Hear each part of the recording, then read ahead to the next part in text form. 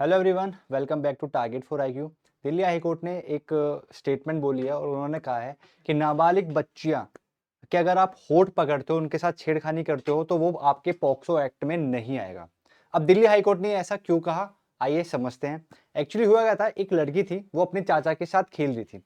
अब खेल खेल में चाचा ने उस नाबालिग बच्चे के होठ पकड़े होंगे, जो एक नाबालिग बच्ची की मां ने आरोप लगाया है चाचा के ऊपर कि उसने मेरी बच्ची के होठ पकड़े हैं, उसके साथ छेड़खानी करी है। अब मैं इस आदमी को पॉक्सो एक्ट के अंतर्गत सजा दिलवाना चाहती हूँ, ये उस बच्ची की मां ने बोला है।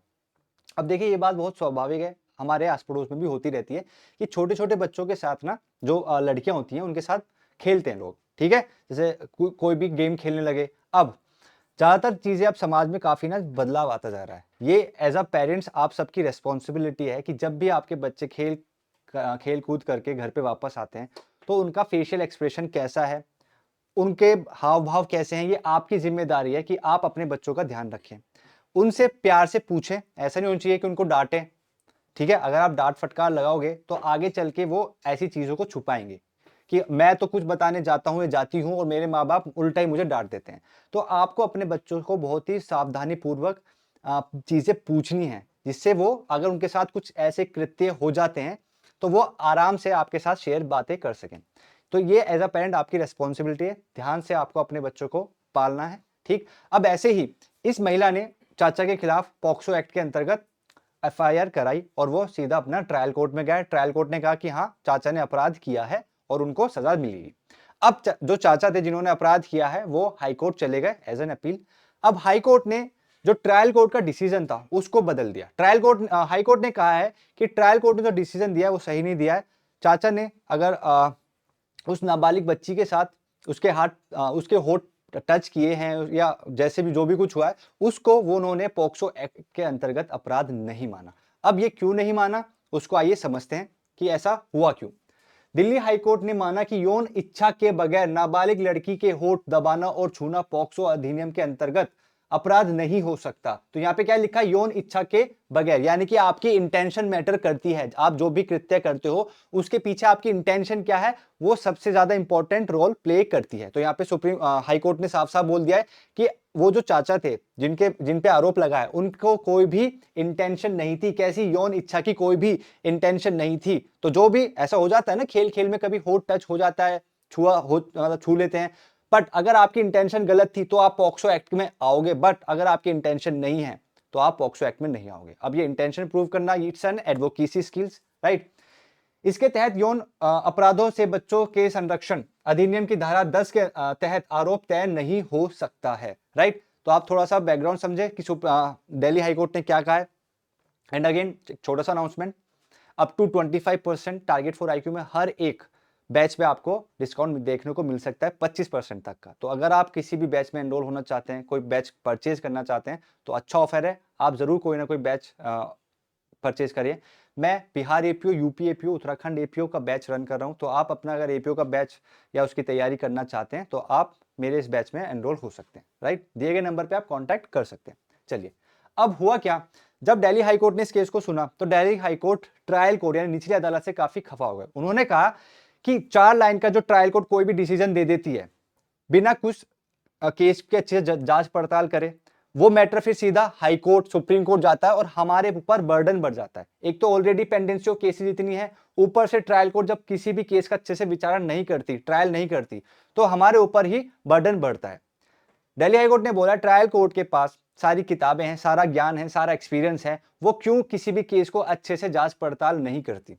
यहाँ पे दिल्ली हाईकोर्ट निचली अदालत से काफी खफा हुआ है कि ये जो रीजनिंग है पॉक्सो एक्ट के अंतर्गत, ये तो बहुत ही ज्यादा आपको एक्सपीरियंस के माध्यम से भी आ जानी चाहिए कि सबसे ज्यादा अपराध के लिए इंटेंशन मैटर करती है। इंटेंशन यहाँ पे चाचा की साबित नहीं हो पाई, उसके बावजूद भी आपने उस चाचा को पॉक्सो एक्ट के अंतर्गत सजा दे दी।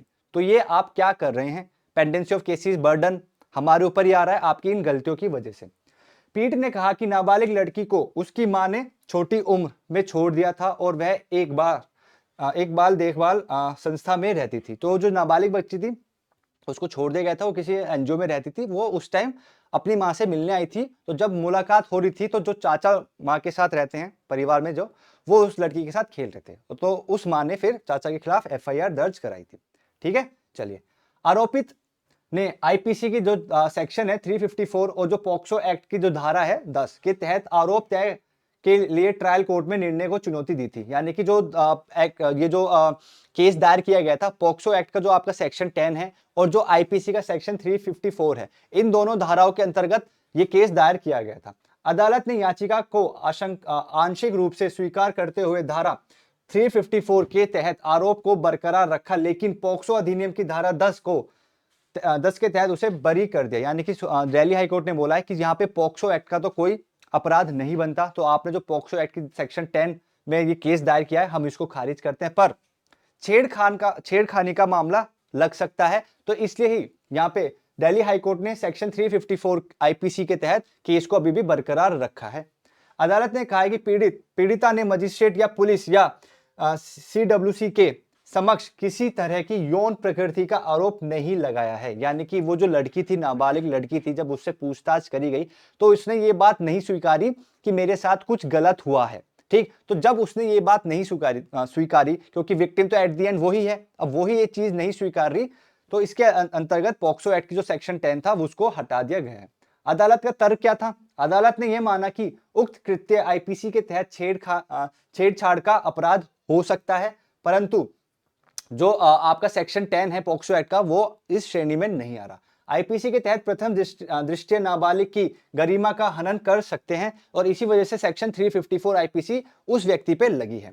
न्यायमूर्ति स्वर्णकांता शर्मा की पीठ ने उक्त निर्णय 12 वर्षीय नाबालिग लड़की के चाचा की अपील याचिका पर सुनाया था। तो ये जो निर्णय था चाचा के खिलाफ जो ट्रायल कोर्ट ने फैसला सुनाया था उसके अपील में जाकर ही दिल्ली हाईकोर्ट ने उस फैसले को बदल दिया था और दिल्ली हाईकोर्ट ने कहा कि पॉक्सो एक्ट का नहीं सेक्शन 10 नहीं लग रहा, पर हाँ छेड़छाड़ का मामला लग सकता है, तो इसलिए ही सेक्शन 354 आईपीसी का अभी भी केस चल रहा है। तो ये एक छोटा सा वीडियो था आपको बताने के लिए कि पॉक्सो एक्ट में भी ऐसा नहीं है कि आपने बस बोल दिया कि भाई होठ पकड़े हैं या कोई भी पर्सनल आपका बॉडी ऑर्गन पकड़ा है तो अपराध हो गया। पॉक्सो एक्ट में जरूरी है पेनिट्रेशन या सेक्सुअल हैरेसमेंट। आप जब तक आप ये चीज सिद्ध नहीं कर पाओगे, आपकी इंटेंशन सिद्ध नहीं कर पाओगे, तो ये इजी नहीं होता कि किसी व्यक्ति को आप पॉक्सो एक्ट में लिया हो। ठीक है, केस दायर करना it's a different thing, but prove करना वो भी एक अलग ही मैटर हो जाता है। तो जब तक पेनिट्रेशन नहीं होगा, सेक्सुअल हैरेसमेंट नहीं होगा, ठीक है, सेक्सुअल इंप्लिसिट एक्ट नहीं होगा, तब तक आप पॉक्सो एक्ट के अंतर्गत आपको सजा नहीं मिलेगी। चलिए।